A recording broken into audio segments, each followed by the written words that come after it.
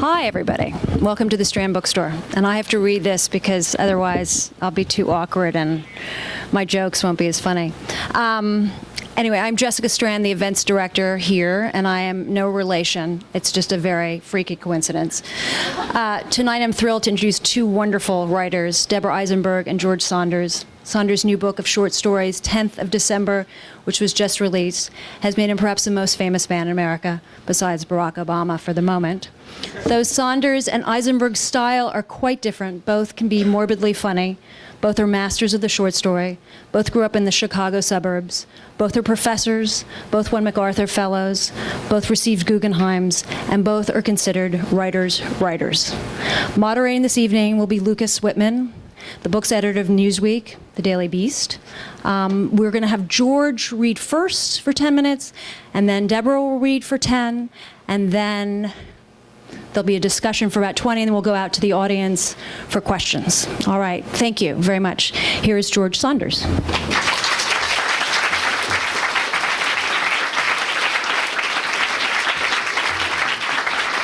Hi.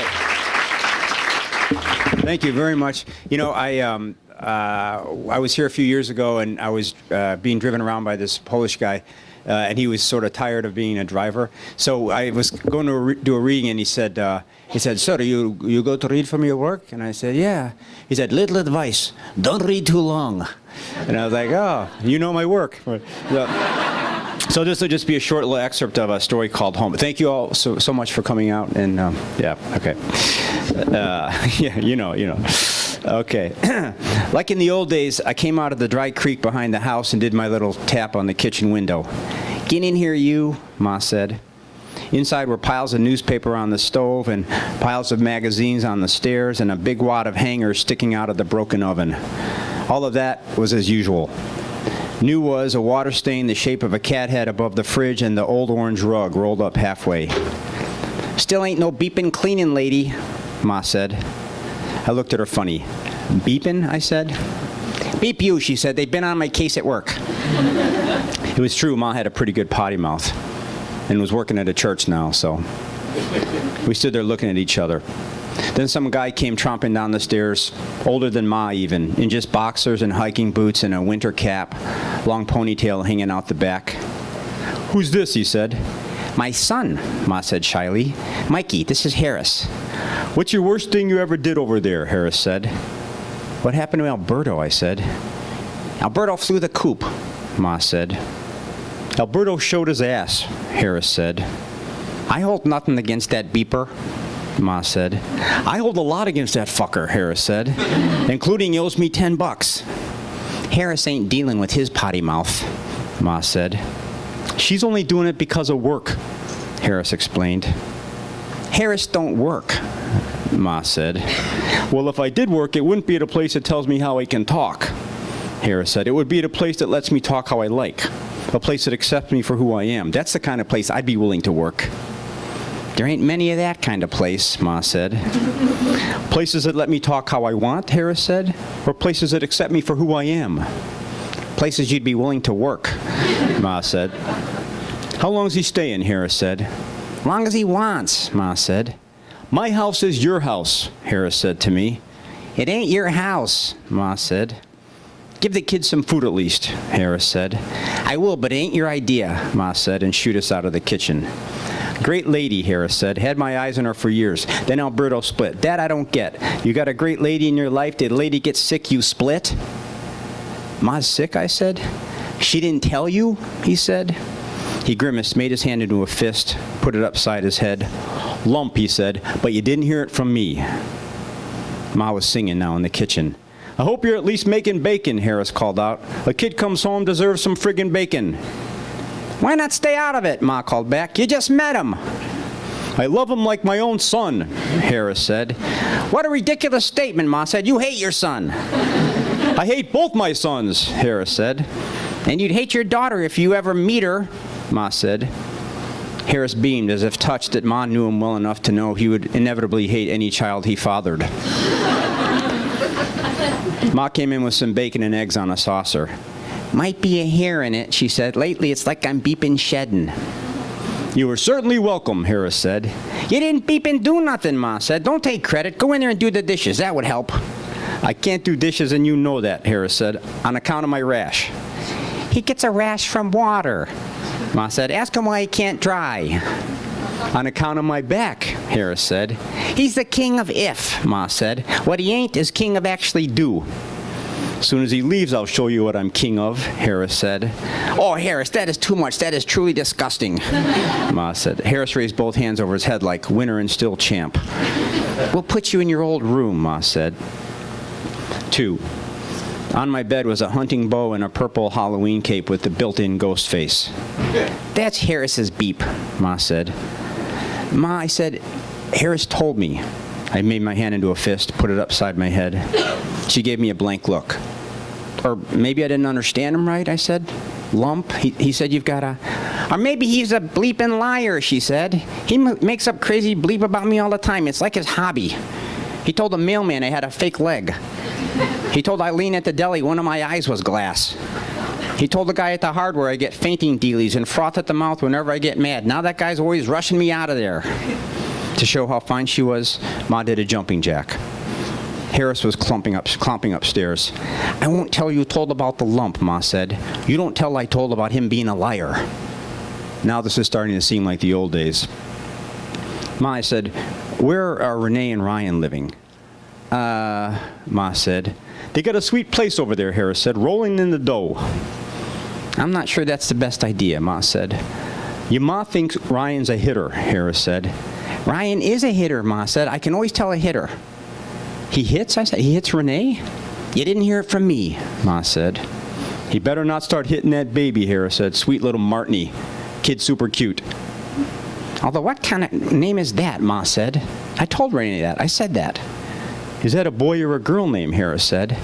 What the beep you talking about, Ma said. You seen it. You held it. Looks like an elf, Harris said. But girl or boy elf, Ma said. Watch, he really don't know. Well, it was wearing green, Harris said. So that don't help me. Think, Ma said. What did we buy it? You think I'd know, boy or girl, Harris said, it being my freaking grandkid. It ain't your grandkid, Ma said. We bought it a boat. A boat could be for boys or girls, Harris said. Don't be prejudiced.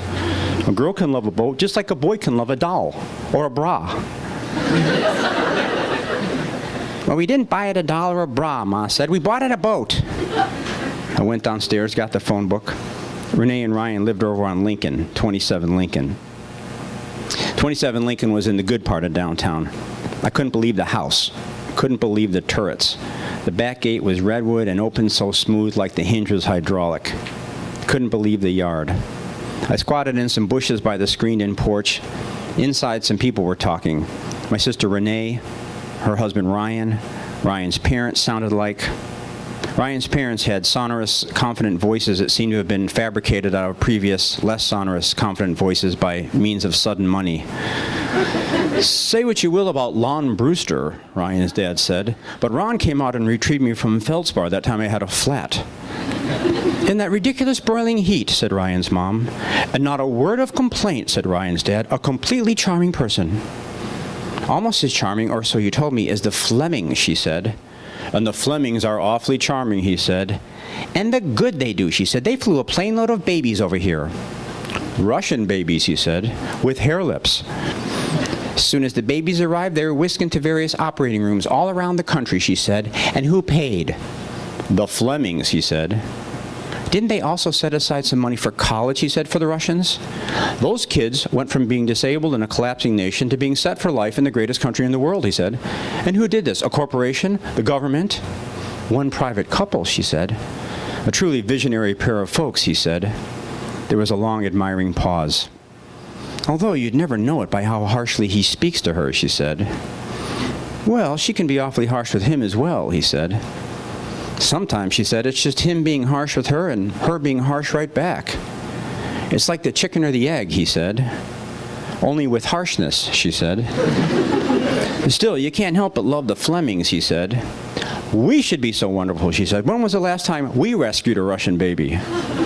Well, we do all right, he said. We can't afford to fly a bunch of Russian babies over here, but I think in our own limited way, we do just fine. We can't even fly over one Russian, she said. Even a Canadian baby with a hair lip would be beyond our means. Well, we could probably drive up there and pick one up, he said, but then what? We can't afford the surgery and can't afford the college, so the baby's just sitting there in America instead of Canada, still with the lip issue. Did we tell you, kids, she said, we're adding 5 shops. 5 shops around the Tri-City area, each with a fountain. That's great, Mom, Ryan said. That is so great, Renee said. And maybe if those 5 shops do well, we can open another 3 or 4 shops, and at that time revisit this whole Russian hair lip issue, Ryan's father said. You guys continue to amaze, Ryan said. Renee stepped out with the baby. I'm going to step out with the baby, she said. And I'll pause there and what Reading Rainbow calls a cliffhanger. So thank you so much.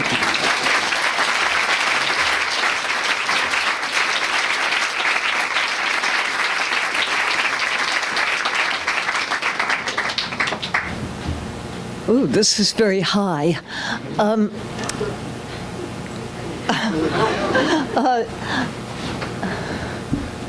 Thank you. The reason I'm reading second is so as not to contaminate this mic. I have a cough. Anyhow, when I signed on for this evening, I had no idea that George was going to be the most famous person in the world. And come out with this really fabulous new book just yesterday. So I'm going to read you a sliver of a story, a sliver from a story called Revenge of the Dinosaurs. And the narrator of this story is a young woman named Lulu, who has flown to New York to see her grandmother, who's just had a very serious stroke.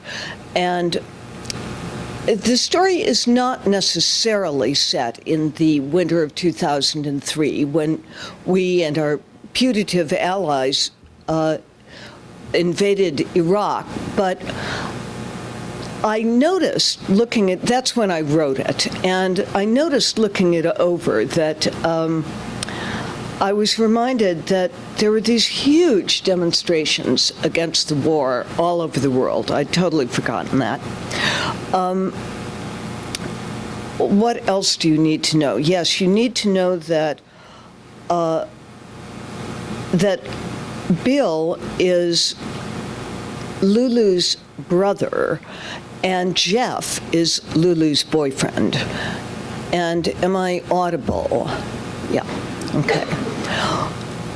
One way or another, it had gotten to be a few months since Bill had called to tell me about Nana's initial stroke. I'd intended to come right out and see her, but it wasn't all that easy to arrange for a free week, and Jeff and I were having sort of vaguely severe money problems, and I just didn't manage to put a trip together until Bill called again and said that this time it was really serious. I reached over and rested my hand on Nana's. Nana had pretty much looked out for us, for me and Bill, when our mother got sick. Well, died, really. And our father started spending all his money on cars and driving them into things. If it hadn't been for Nana, who knows what would have happened to us? Nana gave my hand a brief speculative look that detached it from hers, and then she turned back to the TV. From what closet had that old apparatus been unearthed? Nana had always gotten her news from the Times, as far as I knew, and other periodicals. I wondered what she was seeing. Was it just that the shifting black and white patterns engaged her attention, or did she recognize them as information and find solace in an old habit of receiving it? Or did she have some comprehension of what was happening in front of her? Enormous crowds were streaming through the streets. Refugees, I thought for an instant, my hands tingling. Evacuations. But a lot of the people were carrying large placards or banners, I saw, and I realized this must be one of the protests. There was the Capitol building, and then something changed, and the Eiffel Tower was in the distance. And then there was something that looked like Parliament, And then, for a second, a place I couldn't identify at all. And then another where there were mostly Asians. The apartment was stifling. Despite the horrible freezing weather, I got up to open the window a bit. When I sat down again, Nana spoke. Her voice used to have a penetrating, rather solid sound, something like an oboe's, but now there were a lot of new thread-like cracks in it. It was hoarse and strange. "I suppose you have no idea how I happen to be here," she said. "This is where you live, Nana," I said, in case she'd been speaking to me. "This is your home." Nana examined my face. Dispassionately, I think, would be the exact right word. No wonder my father had been terrified of her when he was growing up. "Thank you," she said. Apropos of what, who could say? She folded her hands primly and ceased to see me. My brain rolled up into a tube, and my childhood rushed through it. Swift pictures of coming here to this apartment with my mother and father and Bill. Swift-moving, decisive Nana, smelling simply beautiful when she leaned down to me, and her big, pretty teeth and all the shiny silver hair she could twist up and pin in place in a second with some fantastic ornament. The ornate silver tea service, the delicate slice of lemon, floating and dreaming away in the fragile cup, the velvet chairs, the light, as soon as you opened the door, of a different time, the lovely, strange, tarnished light that had existed before I was born. Translucent scraps of coming to see Nana went whirling through the tube and were gone. "Nana," I said. Doll-like figures sprayed into the air, broke open and poured out blackness. There was a bulldozer and stuff crumbling. Nana's nurse came in. "Would I like a cup of tea?" she asked me. "Thanks," I told her no. She paused for a moment before she went away again, squinting at the screen. "Well, who knows," she said, "but I'm glad I don't have sons." Nana had come into the world at the end of one war and lived through part of another, before she left Europe. So she must have seen plenty of swarming crowds in her time, and crumbling stuff and men in uniforms and little black pinpricks puncturing the clear sky and swelling right up. Jeff and I don't have a TV. Jeff doesn't like anything about TV, the way the set looks or the sound it makes or what it does to your brain. He says he's not so dumb that he thinks he can outsmart the brainwashing. He likes to keep his brain clean all by himself, and it does have a sparkly, pristine quality, despite the fact that it's a bit squashed by events at the moment, which occasionally causes him to make remarks that could be considered vaguely inappropriate. For example, the other day, we were going up in the elevator of the office building where Jeff and his team do their research, and there was a guy standing next to us wearing a light blue kind of churchy suit. And Jeff turned and said, sort of to him, in a low voice, "It's sunset." The guy glanced at Jeff and then at his watch. He had really nice eyes, candid, I think you'd say. He glanced at Jeff again and said, "Would you mind pushing 7?" Jeff said, "Yup, the sun is setting, you guys at the helm." He pushed 7 and turned back to the guy. "See it sink toward the horizon?" he said. "Feel the planet turn? Hear the big bones crunch at the Earth's hot core, the woolly mammoths, the dinosaurs. Hear that? The fossil fuels sloshing? Crunch, crunch, slosh, slosh, dinosaur sunset lullaby?" I nodded to the guy when he got out at 7, but he wasn't looking. Normally, Jeff is very cogent, and he's amazingly quick to spot the specious remark or spurious explanation, especially these days if I'm the one who's made it.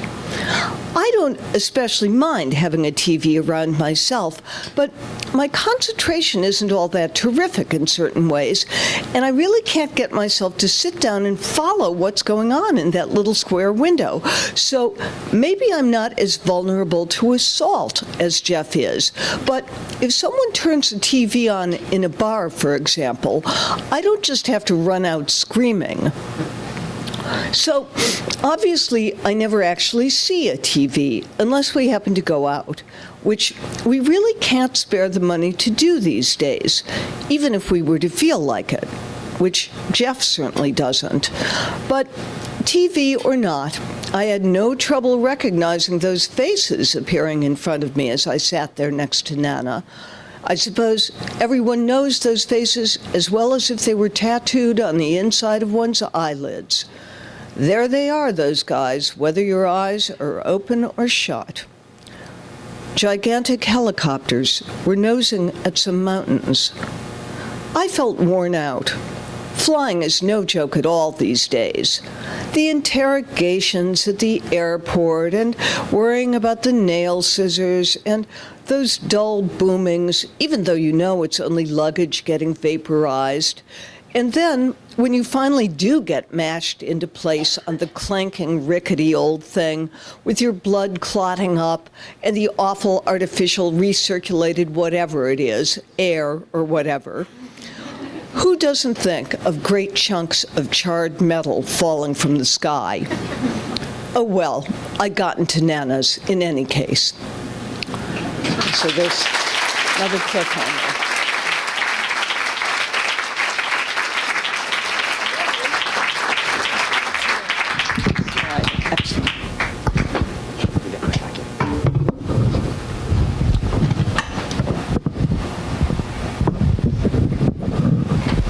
So, contaminated mic for me. Thank you.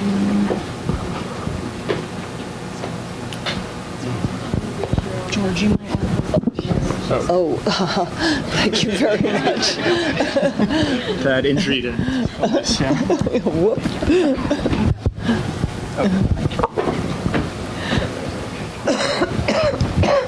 Well, thank you all for being here. I'm very honored to be up here with Deborah and George. Great fans of both of their work, and when the Strand asked me to do this, I leapt at the opportunity. Otherwise, I'd be with all of you in the audience. So, I wanted to, my goal is to sort of be as out of this as possible and let the two of you speak. And I wanted to start, actually, Deborah, just hearing you read just now.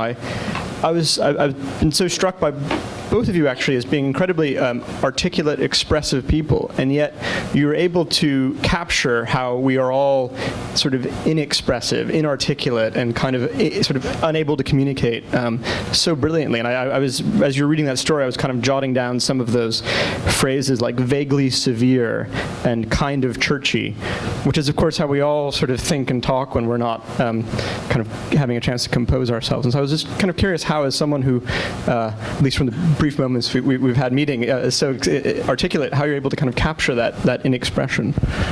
Actually, inarticulateness comes very naturally to me. You're proving that not to be true. It's oh, hello. Hello. It's fun to actually have to.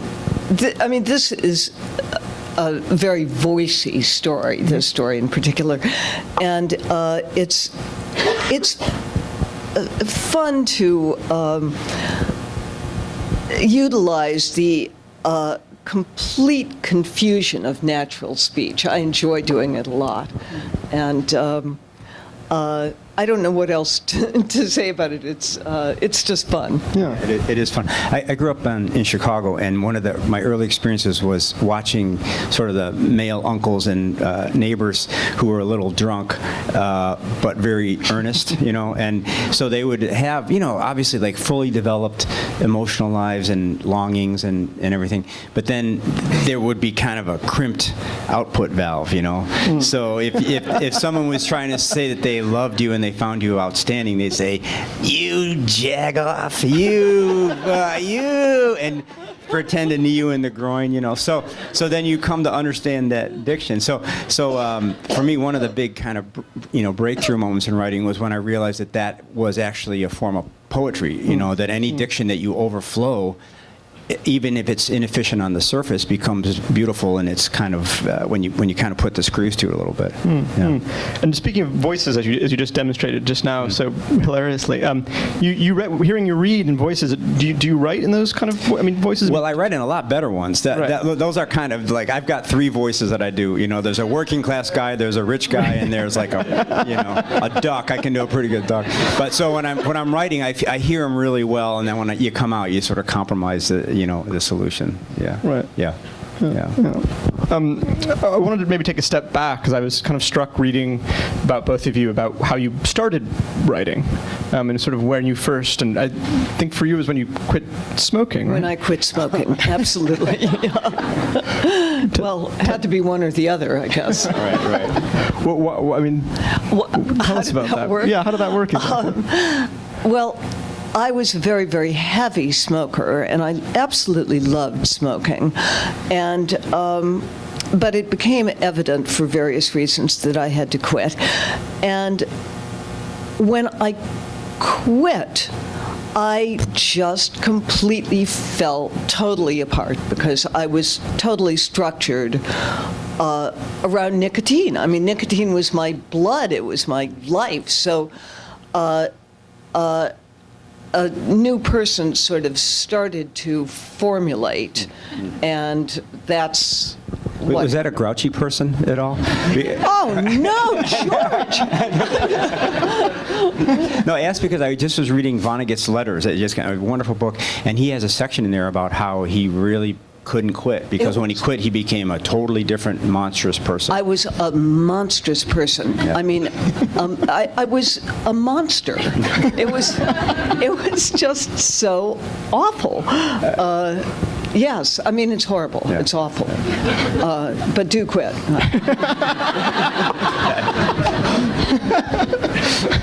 And how did you start? I don't smoke. No. Yeah. But you were. As I recall, on basically a conference call, that you sort of found your voice on a conference call. Yeah, I had been working for a long time in a kind of a Hemingway, well, there's a medical condition called a Hemingway boner that I had for many years. And I just loved them. I loved them. And I couldn't really conceive of any other way of writing. And so I did that thing that all young writers do, where you take your interesting, wonderful experience and cram it down into somebody else's voice. And then, it didn't work. And then one day I was working at this tech writing job, and I just jotted down, I was so bored that I wrote these kind of Seussian poems, kind of a little bit perverse, da-da-da-da-da-da, and then took them home, and my wife is this great reader for me. She's really brilliant. But just before this, I'd written this book called La Boda de Eduardo, which I think means Ed's wedding, And it had been a 700-page book. And when I gave it to her, I did like all writers, which is that I'll just let you have your time with it. I'll check in tomorrow. And then 2 minutes later, I'm under the table looking up, and she literally, she was on page 3, and she had her head in her hands, So then anyway, I threw these Dr. Seuss poems down, and from the other room, I heard her laughing, and it was just like a door kind of opened, that it was okay to be a little funny, a little nasty, a little high velocity, to let all these kind of what I considered sort of low working class attributes like humor and stuff in, and then it was just like going around the corner after that, Oh. Yeah. Brilliant. Speaking of the work classes, I was sort of struck about the middle classes. Maybe with all this talk of the fiscal cliff, I've been thinking about the middle class a bit. You're the only one. I'm the only one. I know. I'm all alone there, wondering about what's going to happen. But both of you have, I think, a kind of interesting interest in what's happened to the middle class, and that sort of maybe it's a nostalgia, maybe it's a kind of distant thing that never actually was. But I'm kind of curious about what draws you to explore that class of America, that kind of middle. Did you both grow up in that, or? I certainly did, and yeah, I mean, when I was growing up, which was a very long time ago, there was a huge middle class. I mean, that's what this country was. And it was very stable, and one assumed that there would always be a middle class. And it was, it had a kind of, well, it had many, many fascinations, but now, and many frustrating elements, and many disturbing elements, but now to see it just incredibly eroded, and to feel that we're just on this huge planetary cliff of every sort. I mean, class, climate, everything. It just couldn't be more terrifying, more fascinating, and more, well, it's just riveting. Yeah. And of course, it's the kind of thing that we all talk about, but and as you capture, I think, brilliantly, we talk about it, but in kind of a halfway. Right. Well, things are moving very, very fast, and who can understand everything that's going on? I think one of the things that you get in your work, Deborah, I teach the superheroes book in at Syracuse, and what the kids love about it is that there's that incredibly funny, intelligent surface, and then those deep underlying ideas that come up. And I've always found with your work that I step into it anywhere, and I can't stop. I just keep going. So it's interesting that you are writing about those things, but in all things, charm comes first. So that was, anyway, that's just my tribute to you. Thank you very much. And back at you. Yeah, thank you. All right, now we got that out of the way. No, but seriously, my students are always so in love with your work, and I think, in a certain way, I always feel this way. Sometimes when you discuss writing, it tends to be a little conceptual and a little reductive. And to my students, I'm always trying to say, you can get themes and concepts and moralities, but you first have to charm the reader, and you're, such a master of that. And And truly back at you. God, this is turning into a real life. Lucas, I want to have a moment with you. But middle class, you can't quite dodge it entirely. No, I honestly, what I found in that sort of Hemingway period was the minute I had an idea about what I wanted to write, the life would go out of it. Like, I don't have I'm a bear with little brain, as Winnie the Pooh would say. So my challenge to myself is to try to keep the thematics out of it as long as possible, because I quote this too much, but I love it. Gerald Stern said, if you start out to write a poem about two dogs fucking, and you write a poem about two dogs fucking, and you wrote a poem about two dogs fucking, yeah. Or Einstein said a little more. He said, and no worthy problem is ever solved in the plane of its original conception.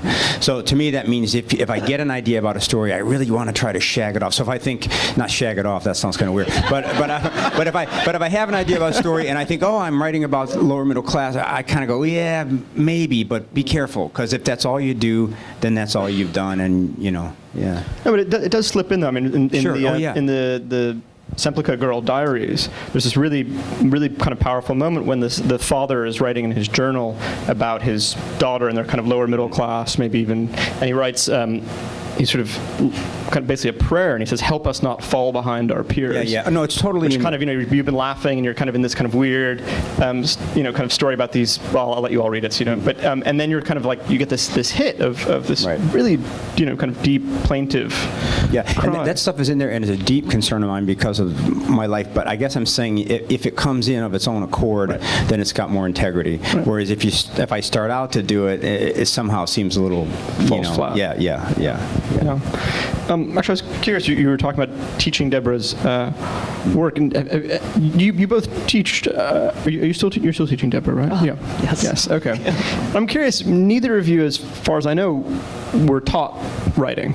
You were sort of self-taught, and so I'm curious, sort of how kind of comparing how you sort of taught yourselves and came to your writing versus, now being in a very professional setting where the students are going through a kind of curriculum, and there's, kind of. I did go to an MFA program at Syracuse. I told you with Tobias Wolff and Douglas Unger. Okay. But so maybe Deborah, I'm curious.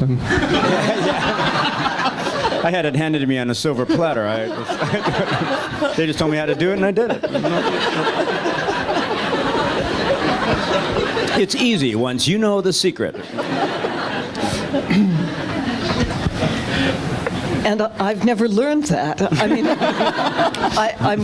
I do find it very. I find it very puzzling to be teaching writing without ever having learned to write, and I mean, for me, I suppose I mostly define the task of teaching writing as trying to persuade students that there actually are no rules, and that it can't be learned in exactly that way. And it's an interesting analogy to what George was saying about ideas, imposing ideas on a piece of fiction, or starting with an idea. Actually, you have to go about it from some much more internal way. And I think that learning, I think that the school model is a little dangerous for writing students, and that I feel that, in a way, what I have to offer is just to say, this is a false model. This is not a perfect analogy. Yeah. At Syracuse, I just got an email that we're on schedule for almost 600 applications for 6 spots this year. So at that level, you don't have to teach them anything, but exactly, you have to kind of try to get them into their very highest level, which is, I find it kind of psychological work, where you get to know the person over the 3 years, and then sometimes at some critical point you can say something or make an edit that says, yeah, actually, you're right about that, or you're barking up the wrong tree, but at kind of a deep level. So it's really pleasant work, but it's not, I don't think there's a methodology for sure. Yeah. Yeah. And a lot of writing teachers, I know, they say that what they're really teaching is how to read, both sort of other people's work and their own work as well. Well, that is a huge element of it, of course. Yeah. I was curious a bit about how your writing has changed over your time, and sort of how, I mean, I know it's hard as we're sitting here to kind of think back to how you wrote 20 or 25 years ago, but I'm curious about sort of how you feel you've evolved, and you've both have changed as writers, and I noticed in your latest book, George, it's a slightly what's the word? It's meant as a compliment, but the wrong word kept Shitty? No. No. Fantastic. But sorry, I jumped the gun.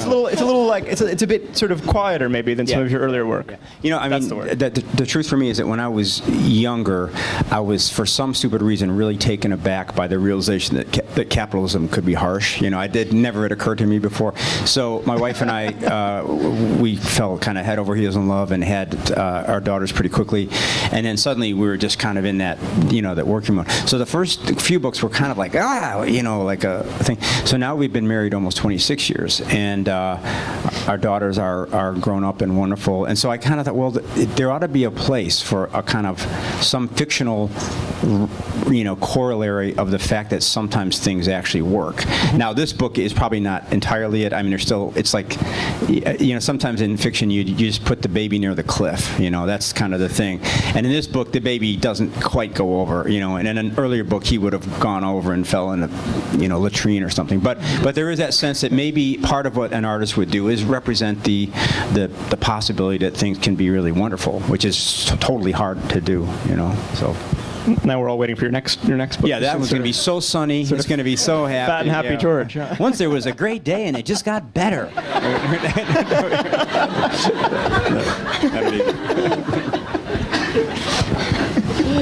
It's going to be called Super. Yeah.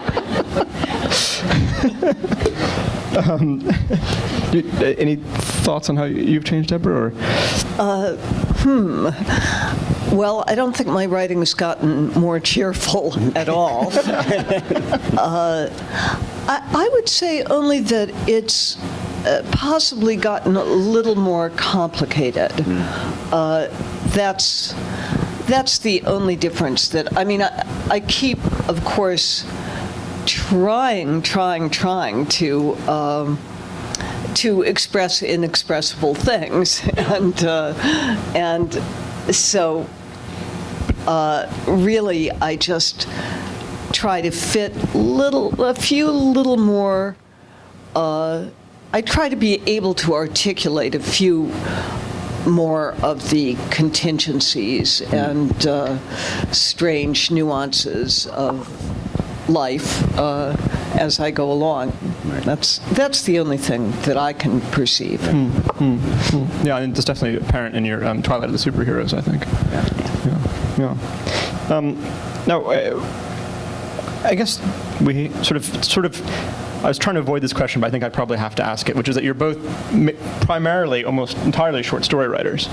And I'm curious sort of why, yeah, exactly, power. And they say the short story is dead, and then look at this room here. Yeah, so Right. You were proof it's not. So I'm curious why have you tried novels? Are you against them? Allergic to them? Yeah, what's No, honestly, I mean, I'm just like the quote meister, but this year I came across that Flannery O'Connor line about a person can choose what he writes, but he can't choose what he makes live. And so for me, there's just some kind of, like in sports where there's fast twitch and slow twitch muscles. And so for me, I get it. When something's 8 pages, I kind of get it. Or when I've got something that's long and I'm trying to squeeze it down, I get it. And the idea of expanding or kind of developing, I like the idea, but when I get there, I just kind of, there's no strong opinions. So yeah, that's really the truth. It's just, I think I've had this idea that my stuff, when it works, is kind of like one of those wind-up toys. You just wind it up and put it on the floor, and it goes under the couch as quickly as possible. And if it even takes one turn, the energy goes down and it starts feeling dull. So I'm not thrilled with it, but I'm kind of resigned to it, I guess. So the writing process is for you kind of on the floor, reaching under the couch. Yeah. Okay. Just get under there. Leave me. I've got a very vigorous inner nun that's like, "Why are you taking so long, Mr. Saunders? What do you know?" One story took you 14? Yeah, since this one, that Simple Girl, since '98. So, yeah, that's sufficient. Yeah, things take me forever to write too. Well, I mean, not two, but they do. And I just love compression. I just like to compress. And I also feel a kind of, I think, almost a sort of squeamishness about taking even 5 words longer than I need. It kind of offends my sensibility in a way. It's not that I don't like to read long things. I do. I love to read long things. But just when I'm working, that's how I feel. Maybe it's a Chicago It must be. thing. Yes, Yeah, it must be. Yeah, we've got two Midwesterners up here. There must be something there, right? It's guilt. Guilt.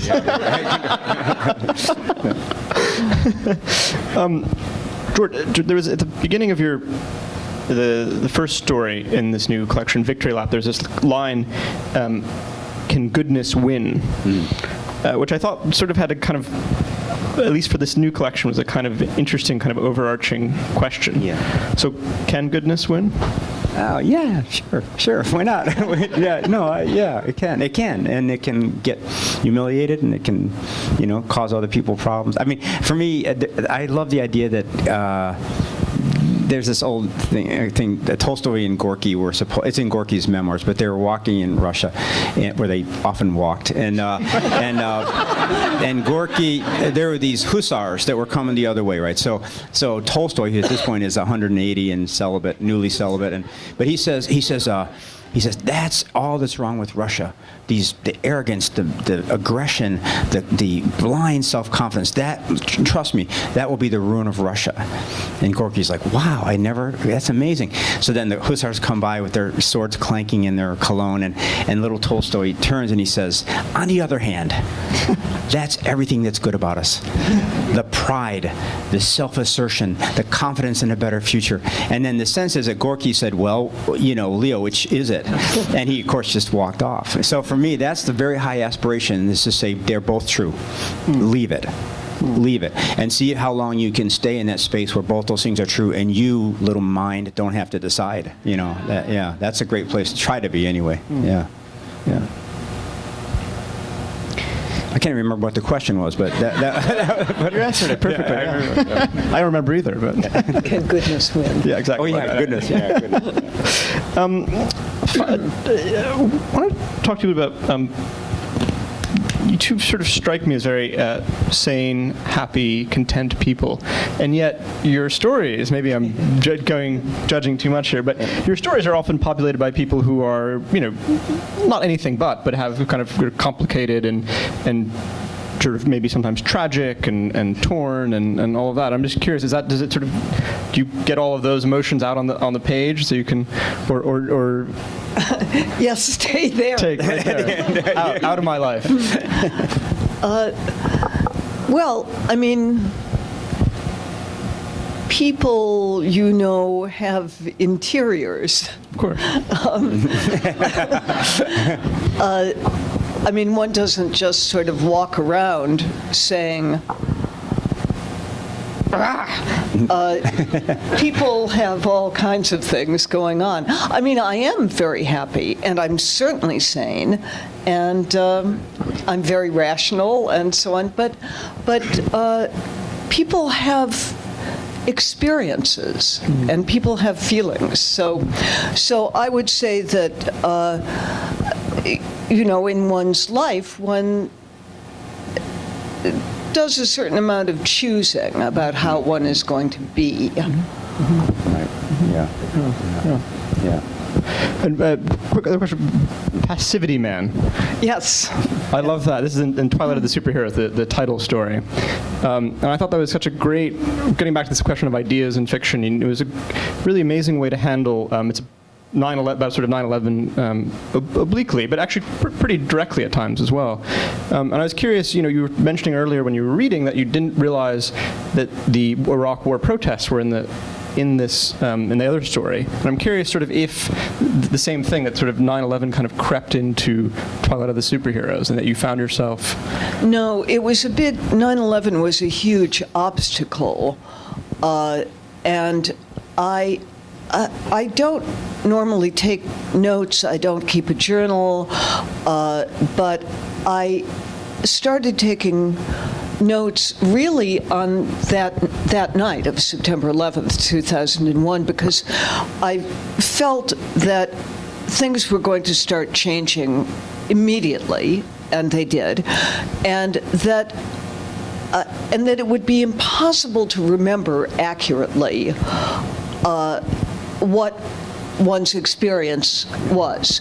So I was just taking notes, and I couldn't somehow get past, I just couldn't get, it just kept appearing in, now that was a story that took me, I think, 3 years to write.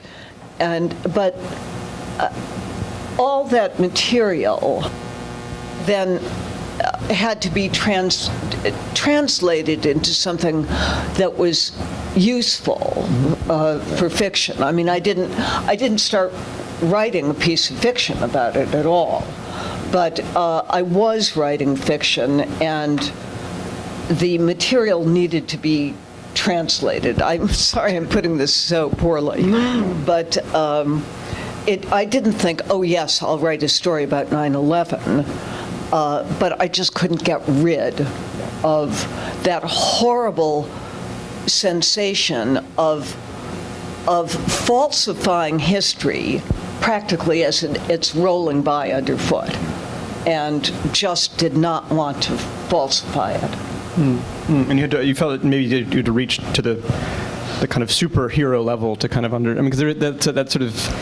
It almost sort of beggared belief in the sort of normal everyday.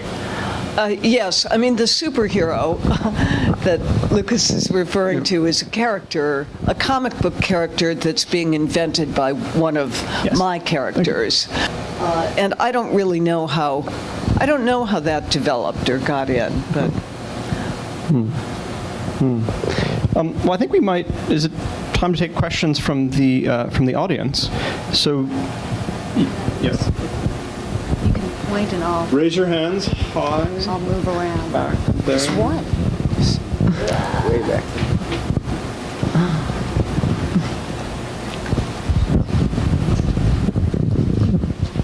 To you both, do you believe that moniker is destiny?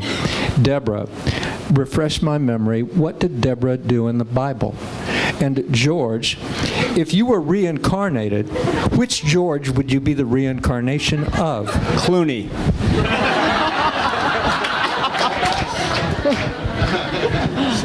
I think Deborah was a judge, as I remember, but I just don't really remember. Yeah, I don't remember. I don't remember what Deborah was in the Bible either.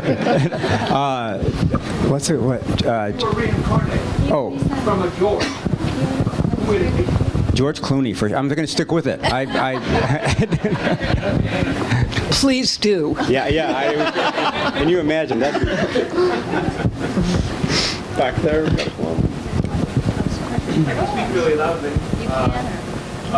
The question Okay. for both of you is a nonfiction question, perhaps a slightly naive one. George, you wrote some essays like about Kurt Vonnegut and Mark Twain. You can hear me even better now. So, George, you wrote some essays about different authors like Mark Twain and Kurt Vonnegut. I was curious why, what motivated you to do that? Because it's one thing to read these wonderful books, and it's another to take the time and thought to compose an essay about them and share with readers. I thank you for doing it. I reread Huck Finn and enjoyed it very much. Thank you. And Deborah, do you have any interest in pursuing any other nonfiction or essay writing as well? You wrote some rather nice book reviews for some great Central European novels, but I was curious what that was like for you, what that experience was like, a different mode of writing, and would you be interested in doing anything like that again?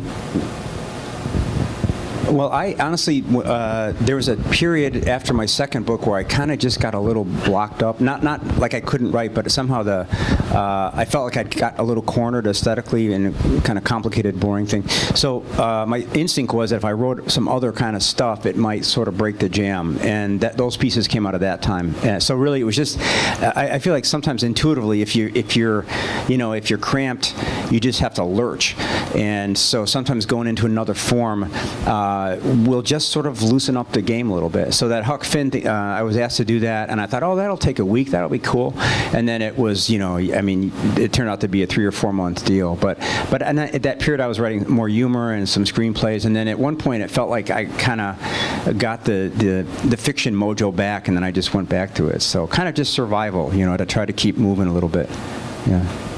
Yeah, and my experience was somewhat similar. I kind of ran aground, simply could not write any fiction that interested me. And I was given the opportunity to write some of these essays, not a bunch, just one, and then eventually another and another. And I found it very refreshing, and it also very, very taxing. It took much longer than I expected, and but very, very interesting and very satisfying, because you have a much clearer idea of what the task is than you do with fiction. With fiction, the problem is to invent the task, and so it's sort of a relief in a way. Yeah, I wrote some nonfiction travel pieces and had exactly the same feeling, that at least the plot was given to you, and the stuff was given to you, and you didn't have to invent it. I've never heard it said that way, but that's really wonderful. Yeah. When you guys hit a block in a piece, maybe you're stuck, I'm wondering what tactics you use to overcome that. If maybe you change the point of view, maybe you put some distance, do you work on another piece?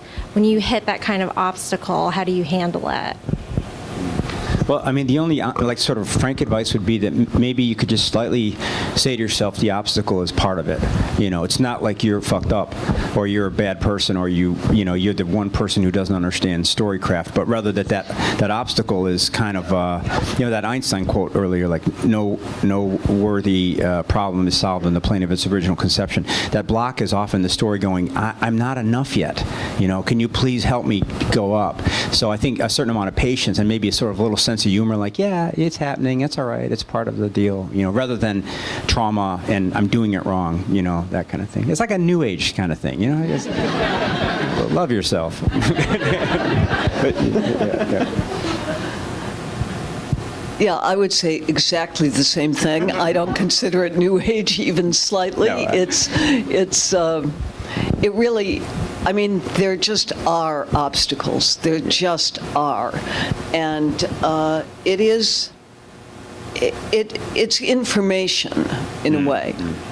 And there's nothing you can do about it. It's just, except just be very patient and yeah, I mean, switching point of view is a good idea. Switching setting, just playing, just try to have a little fun. But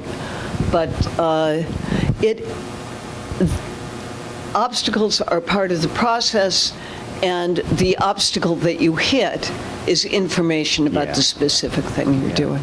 You know, Stuart Dybek, that wonderful writer, he said, he came to talk at Syracuse, and he said, the story is always talking to you, but you're just not listening, you know, and that would,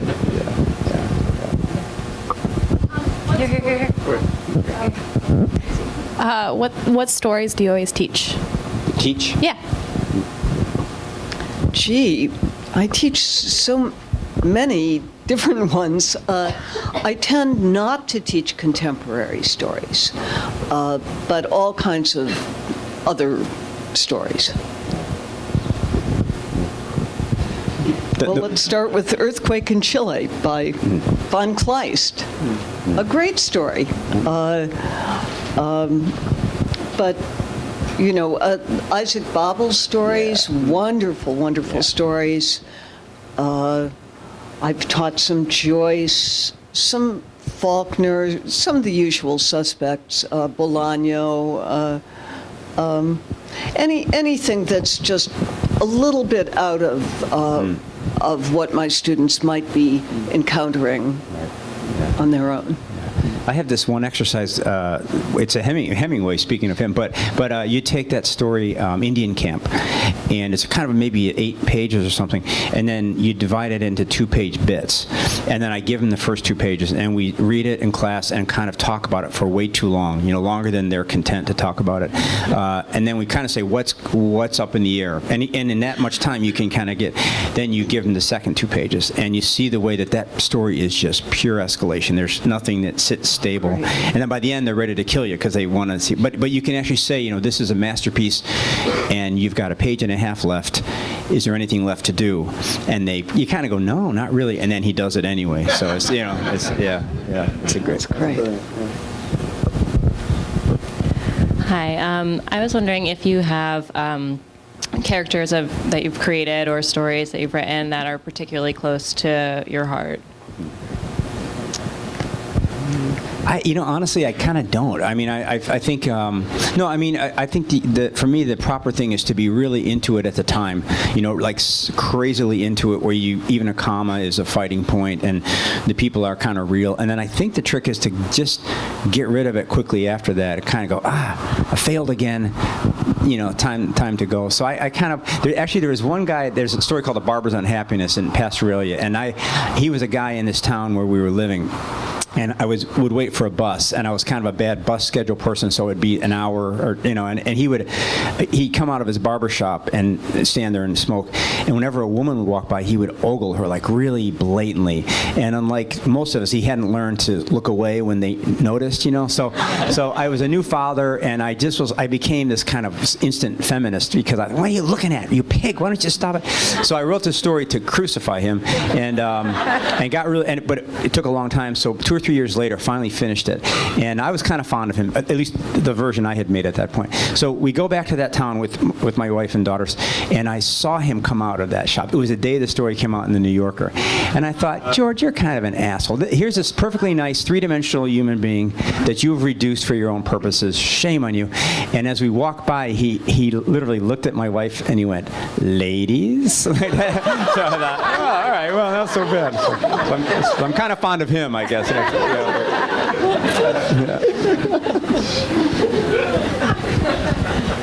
Oh, me, no. How many stories do you think you're working on at a particular time? I think I'm working on one. Yeah. And that's, yes, and I hope I'm working on one. When I'm going, I usually have 2 or 3 things on my desk and kind of see which one is most interesting. And then at some point when one surges ahead, then kind of just lock down on that one. Yeah. And are you guys writing every day? No. Yeah. No, I'd like to, but I'm not. Yeah. Why don't we take 2 more questions, if there's any? Yeah? I can just yell. Okay. How much of this process for you is overwriting? Because I think in satire in particular, you're hoping that the answer and the conclusion comes up. I would think I would be tempted to write the conclusion and just not include it eventually. But is it overwriting intentionally ever, or just editing eventually? Yeah. Well, the question is about overwriting, and if to what extent we overwrite it to get the final products to. Okay. Well, I have to write reams and reams. I mean, most of what I do is cutting. Yeah. I think especially for me, for voice-driven writing, where you're doing sort of third-person stuff, then it feels like you have to go about, 100 units to get 25. So you're putting it out and then sort of almost scanning it to see where it's hot, and then trimming away the stuff that isn't, and kind of compress. So I think a lot. Yeah. One last question? Any?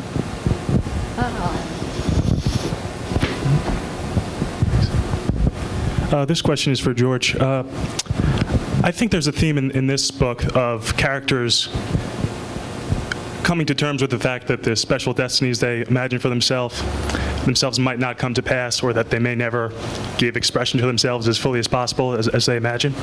And so one imagines that you've dealt with those feelings before, and yet I would argue that we all think your destiny is pretty special, to come here. So I was wondering if you could speak to the slight irony of that. Yeah. Well, for me, it's not so much about special destiny, but about the moment-by-moment failure of one's habitual approach. So you could be a king or you could be a peasant, but the truth is you've got this thing going on in your mind that's delusional. So no matter what you're doing, this sort of victory narrative thing, that's not really important. But what's important is that in any given moment you're failing to see the way things actually are, and the manifestation of that is you're failing to be kind, you're anxious, you're neurotic. So I don't think it's so much about external things. I think you could be a real happy, high-functioning person and still note the moment-to-moment failures, really. So I guess there's not. I think you're exactly right about what the book is about, but I guess I wouldn't maybe tie it quite so much to external wins or losses, if that makes sense. Well, thank you all for being here, and thank you guys. You were fantastic. Thank you, George. Thank you, Deborah. Thank you.